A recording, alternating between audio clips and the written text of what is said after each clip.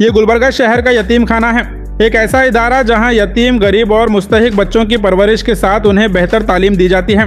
अब इस इदारे के लिए Mohammad Mujeeb forest watershed department के असिस्टेंट कंजर्वेटर को पेंडिंग इलेक्शन प्रोसेस को कंप्लीट करवाने के मकसद से एडमिनिस्ट्रेटर के तौर पर अपॉइंट किया गया है।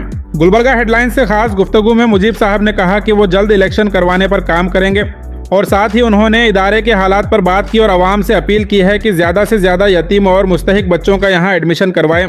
जैसे कि आप जानते हैं, 2.5 साल पहले तक यहाँ एक मैनेजिंग कमेटी काम कर रही थी, जिसके जरिए कई डेवलपमेंट वर्क्स किए गए। खासकर मजहर हुसैन एडवोकेट की प्रेसिडेंसी में स्मार्ट क्लासेस, कंप्यूटर क्लासेस, मदरसा, इंग्लिश मीडियम स्कूल की 10वीं तक परमिशन और बच्चों के एडमिशन्स के अलावा दीगर कई अहम काम हुए। कर्नाटक और खासकर गुलबर्गा के कई वक्फ इदारों में लैंड ग्रैबिंग, इनकम में लूट और गैर जिम्मेदारी की खबरें आम हैं। लेकिन यतीम खाना एक वाहिद ऐसा इदारा है जहां कमेटी के लोग ऑनलाइन वेबसाइट के जरिए ट्रांसपेरेंसी के साथ काम करते आ रहे थे। लेकिन जैसे ही कमेटी का टर्म खत्म हुआ, इलेक्शन करवाने के बजाय वक्फ ऑफिसर को सिर्फ 3 महीने के लिए केयर टेकर बना दिया गया। हैरानी की बात यह है कि बायलॉज मॉडिफाई करके इलेक्शन करवाने के लिए 3 महीने भी काफ़ी थे, लेकिन 2.5 साल गुजर जाने के बाद भी इलेक्शन नहीं कराया गया। अब सवाल ये उठता है कि आखिर इलेक्शन को इतने अरसे से रोक कर रखा क्यों गया? क्या ये सिर्फ लापरवाही है या फिर इसके पीछे कोई सियासी साजिश चल रही है? इस 2.5 साल में ना सिर्फ डेवलपमेंट रुक गया, बल्कि इदारे की हालत भी खराब होती गई। पहले जहां 60 से ज़्यादा बच्चे यहाँ रहते और तालीम हासिल करते थे, आज उनकी तादाद ना के बराबर बताई जा रही है। अब मोहम्मद मुजीब साहब को 6 महीने के लिए एडमिनिस्ट्रेटर बनाया गया है।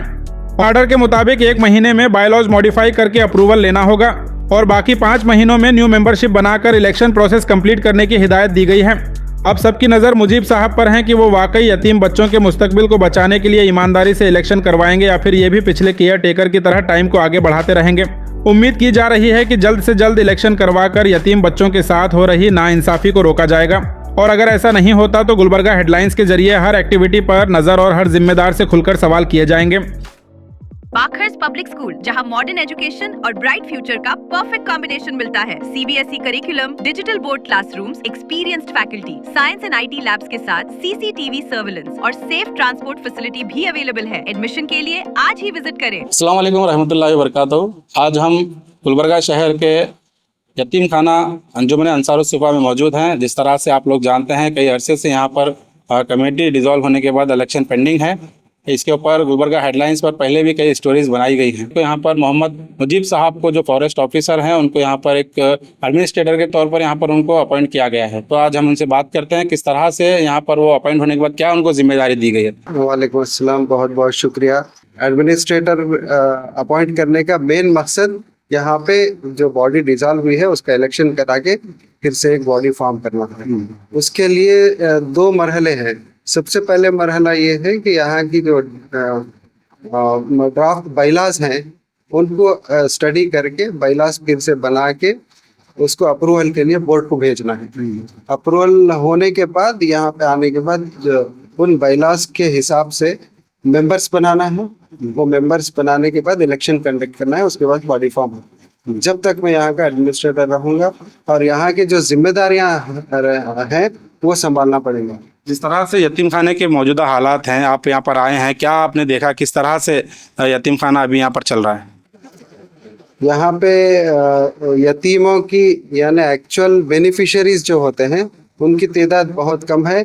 इसलिए सबसे पहले मैं ये अपील करूँगा कि आपके अतराफ व अकनाफ जो भी यतीम हैं, यसीर हैं, मुस्तहिक लोग हैं, बहुत ही गरीब बच्चे हैं, उन लोगों को यतीम खाने से रुजू करें, उन यहाँ पे एडमिशन दिलाएं या कम से कम उनको यहाँ का पता बता दें या कम से कम उनका पता हमें बता दें ताकि हम जाके वो लोगों को कलेक्ट करके यहाँ ला सकें। ये सबसे पहला काम ये है कि यहाँ के यतीमों की तादाद को बढ़ाएं। उसके साथ साथ इस इदारे के तहत एक स्कूल भी है, अल हुदा इस्लामिक पब्लिक स्कूल के नाम से। वहाँ पे तकरीबन 250 तलबा तालीम हासिल कर रहे हैं। तो वहाँ की भी अल्हम्दुलिल्लाह मियारी तालीमी है, क्योंकि इस बार पहला बैच हुआ है 10th का, जिसमें 80% का रिजल्ट है अल्हम्दुलिल्लाह 10th का। और उनकी मियार को बढ़ाने के लिए कॉम्पिटिशन्स भी रखे जाते हैं तलबा में। तो यहाँ पे स्कूल में बगैर डोनेशन के और रियायती फ़ी ली जाती है। रियायती फ़ी में एडमिशन है। तो सबसे ये अपील है कि न सिर्फ यतीम खाने में बल्कि स्कूल में भी बच्चों को आप भेजें, मियारी तालीम आप हासिल कर सकते हैं वहाँ पे। बिल्कुल। और स्पेशली सोशल वर्कर्स से मेरी ये अपील है कि इस यतीम खाने का ख्याल हम सबको रखना है, ये कार्य खैर में हम सबको हिस्सा लेना है। जिस तरह से अब हम देख रहे हैं यहाँ पर फर्स्ट हजरत अली नद्दाफ को केयर टेकर के तौर पर यहाँ पर 2024 फरवरी में उनको अपॉइंट किया गया था। उस वक्त भी गुलबर्गा हेडलाइंस पर हमने एक रिपोर्ट बनाई थी कि उनको जो है 3 महीने का अरसा टाइम दिया गया था कि वो 3 महीने के अंदर जो है ना जो भी बायलॉज को मॉडिफाई करना है उसको करके इलेक्शन कराएं। क्या लगता है आपको, जो 2.5 साल गुजर गए यहाँ पर अभी तक इलेक्शन का नामो निशान नहीं है? वो तो मैं अच्छी तरीके से नहीं जानता हूँ, आगे अभी 4 दिन तो हुआ है, वो स्टडी कर रहा हूँ बाइलॉज किस तरीके से बनाए गए हैं। ड्राफ्ट बाइलॉज की मैं आज जब से वही स्टडी कर रहा था। ये जब मैं बनाऊंगा भेजने के बाद जब पूरा अप्रूवल होगा जब भी इलेक्शन होगा। ये 2 साल के बारे में तो मैं बहुत ज्यादा नहीं जानता हूँ, लेकिन यहाँ के जो 2 साल में या शुरू से समझिए जो भी कमियां हैं उसको पूरी करने की कोशिश करूंगा जब तक मैं यहाँ रहूँगा इंशाल्लाह। क्या क्या लगता है आपको, जिस तरह से ये यतीम खाने के आप बायलॉज पढ़ रहे हैं, यहाँ के जो काम देख रहे हैं, आपके जो भी यहाँ पे फैसिलिटीज़ मौजूद है, क्या क्या कमियां आपको नज़र आई, इसको सुधारने की ज़रूरत है? सबसे पहले जैसा कि मैं आपको बताया नंबर को बढ़ाने की ज़रूरत है, और दूसरा ये जो प्राइम प्रॉपर्टी है यतीम खाने की, ये पूरी प्रॉपर्टी सिर्फ और सिर्फ यतीम, यसीर और गरीब मुस्तहिक गरीबों की है। ये इतनी बड़ी प्रॉपर्टी जो है सिर्फ महीना, जहाँ तक मैं अभी स्टडी किया हूँ, 5-6 लाख से ज्यादा की इनकम यहाँ पे नहीं है। इस प्राइम प्रॉपर्टी से कम 50 लाख से 1 करोड़ मंथली आमदनी ले सकते हैं अगर सही तरीके से इसको मैनेज करें, कुछ डेवलपमेंट का काम करें। वो और कैपेसिटी अब फिलहाल तो 54 मेंबर्स की कैपेसिटी है हमारे यतीम खाने में। इनको बहुत ज्यादा बढ़ा सकते हैं, 200-300, क्योंकि ये एक वाहिद इदारा है भीतर गुलबर्गा मिला के, मैं समझता हूँ औकाफ का। इस इदारे को और अच्छा मुस्तहकम करने की जरूरत है। अगर आप देखेंगे इस इदारे का स्ट्रक्चर देखेंगे, ऊपर काम चल रहा था, ऊपर भी क्लासेस बढ़ाई जा रही थी, स्मार्ट क्लासेस यहाँ भी बनाई गई, मदरसा यहाँ पर जो है ना इस्लामिक मदरसा यहाँ पर बच्चों के लिए बनाया गया था, स्कूल को 10 तक परमिशन ली गई। ये जो अरसा है सैयद मजहर हुसैन एडवोकेट जो प्रेसिडेंट बने थे यहाँ के, उनको लॉकडाउन के दो साल उनके, जब मैं इंटरव्यू लिया था उनका, 2 साल उनके लॉकडाउन में चले गए। एक ही साल में इतना काम हुआ है। पिछली कमेटी के अंदर जो है प्लीज सिर्फ 1 साल के अंदर ऊपर स्मार्ट क्लासेस बनाई गई, इसके यहाँ पर कंप्यूटर क्लासेस बच्चों के लिए बनाई गई इस इदारे में, और मदरसा बनाया गया, 10 के लिए परमिशन ली गई, ऊपर डेवलपमेंट किया गया, और बच्चों की जो तादाद है वो भी काफ़ी हद तक अच्छी बढ़ गई थी। जब से केयर टेकर बिठाए गए हैं, जब से इलेक्शन नहीं हुआ, जब से कमेटी को यहाँ से हटाया गया, आप देखेंगे तो कुछ ही बच्चे यहाँ पर बचे हुए हैं। तो इसका जो नुकसान हो रहा है, इसका जिम्मेदार कौन आपको नजर आता है? इसको तो मैं पूरी तरीके से जवाब नहीं दे सकूंगा, क्योंकि ये 2 साल के अरसे में क्या क्या हुआ है। इस 2 साल के अरसे में इलेक्शन तो हुआ था, कमेटी कोई भी हो भी सकता, उसका कुछ प्रेसिडेंट किसी को भी बनाया जाए, अगर कमेटी यहाँ पे होती तो वो जवाबदेह होती। जी हाँ, कमेटी अगर होती तो वो जवाबदेह होती, कमेटी को हटाया गया। वाहिद एक ऐसा, मुजीब साहब मैं आपको बताऊं, एक पॉजिटिव पॉइंट ये बताऊंगा कि ये सिर्फ 8 साल तकरीबन बॉडी रही, 8 साल भी नहीं, उससे कम अरसे में डेवलपमेंट हुआ है। वो तो अल्हम्दुलिल्लाह डेवलपमेंट हुआ है।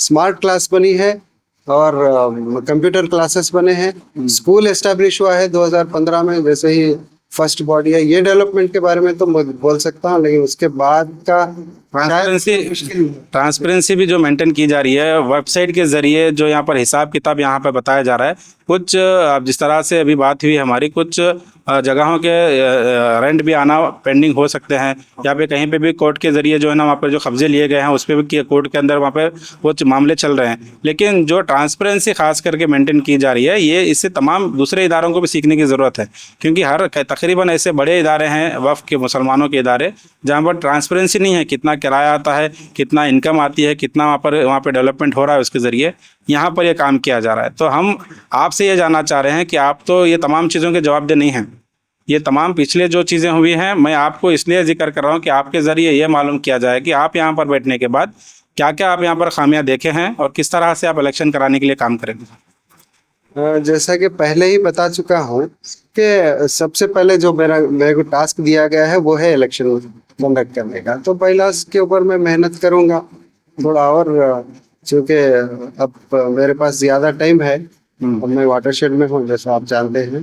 तो वक्त दे के इलेक्शन कंडक्ट कराने के लिए जितना फास्ट हो सके उतना फास्ट कोशिश करूँगा। लेकिन और आपको कितना टाइम पीरियड दिया गया? मेरे टाइम पीरियड तो नहीं दिया गया है, 6 महीने दिया गया है। वो प्रोसीजर है कि कौन सा भी डेप्यूटेशन जो है 6 महीने के लिए होता है, उससे ज्यादा नहीं होता है। अगर काम नहीं होता है तो उसको एक्सटेंड रिन्यू किया जाता है बाद में। तो जितना फास्ट हो सके मैं तो कोशिश करूंगा इंशाल्लाह। अप्रूवल होने के बाद मेंबर्स बना के, यही प्रोसीजर मुझे बताया, 2-3 स्टेप्स है। पहले ये, उसके बाद अप्रूवल के बाद मेंबरशिप फॉर्म करना है, उसके बाद इलेक्शन कंडक्ट करना है। और यहाँ पे जो कमियां आप पूछ रहे थे, सबसे बड़ी कमी मैं बता चुका हूँ, नंबर कम है। दूसरी कमी ये जो प्रॉपर्टीज का रेंट है, जो सिर्फ 5-6 लाख जो महीना इनकम है, उसमें भी बहुत सारा लाखों रुपया बाकी है। उसको भी कलेक्ट करने की बहुत बड़ा टास्क है। वो एक कलेक्ट करने की कोशिश करना है, नोटिस भेजना है, लीगल एक्शन भी इनिशिएट करूंगा इंशाल्लाह। आपके नजरिए से क्या क्या डेवलपमेंट यहाँ पर होना चाहिए और उसका तरीका क्या होना चाहिए? डेवलपमेंट देखिए, एक तो क्या पब्लिसिटी बहुत ज्यादा हो, पब्लिसिटी बहुत ज्यादा हो कि ये एक इतना मुकद्दस इदारा, हम कह सकते हैं मुकद्दस इदारा है जो यतीमों को केयर करता है। तो पब्लिसिटी बहुत ज्यादा हो ताकि ज्यादा से ज्यादा लोग इससे फायदा हासिल कर सके। और दूसरे, यहाँ की कैपेसिटी भी और बढ़ाई जाए। 10 गुना कैपेसिटी हम बढ़ा सकते। प्राइम प्रॉपर्टी को हम देखें तो 10 गुना से ज्यादा हम कैपेसिटी को बढ़ा सकते हैं। और स्कूल है पैरेलली जो बहुत अच्छा काम हुआ है, स्कूल के मियार को भी और बढ़ा सकते हैं जी।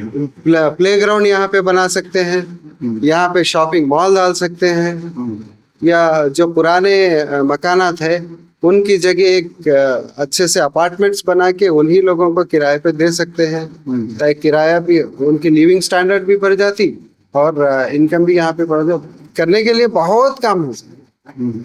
अगर कोई अच्छे ईमानदार शख्स, ईमानदार बॉडी अगर आती है, दिल में खुदा का खौफ है, तो इंशाल्लाह वो भी करेंगे इंशाल्लाह।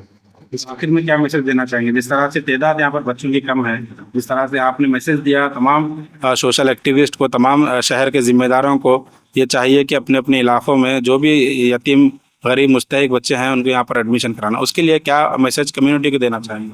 क्या सिर्फ गुलबर्गा के लिए है या बाहर के लोगों को मैसेज? सिर्फ गुलबर्गा के लिए नहीं, गुलबर्गा, बीदर, यादगीर, रायचूर, कहीं से भी यहाँ पे आ सकते हैं, इसमें इस्तेफादा कर सकते हैं।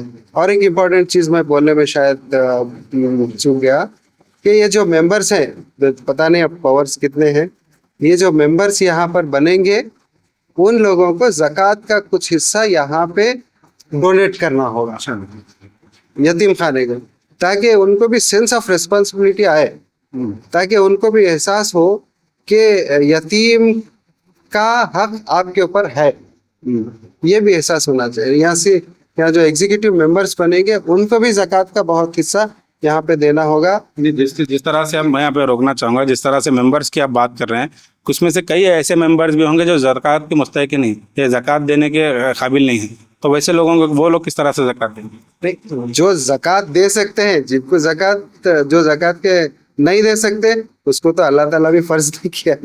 जिनके ऊपर ज़कात फर्ज है, जिनकी ज़कात निकलती है, वो लोग यहाँ कुछ हिस्सा आप लोग फिक्स करेंगे या वो कितना भी अपनी मर्जी से दे सकते हैं? नहीं, देखूंगा मैं, आपको स्टडी करने के बाद मेरे पास कितना पावर है उसके हिसाब से मैं आपको ये पूछ रहा हूँ कि मैं, मान लीजिए मैं यहाँ का मेंबर बना हूँ, तो आप मुझे फिक्स करेंगे कि आप इतना हिस्सा ज़कात देना है, या मैं मर्जी से अपने दे सकता हूँ? वो पूछ रहा हूँ। शायद अपनी मर्जी से देना होगा, हाँ, ताकि उससे आप यतीम खाने का कितना दर्द रखते हैं उसका, वो उसके ऊपर डिपेंड करता है। पूरा भी दे सकता हूँ या कुछ हिस्सा भी दे सकता हूँ? कुछ हिस्सा भी दे सकते हैं। जी ठीक, बहुत बहुत शुक्रिया।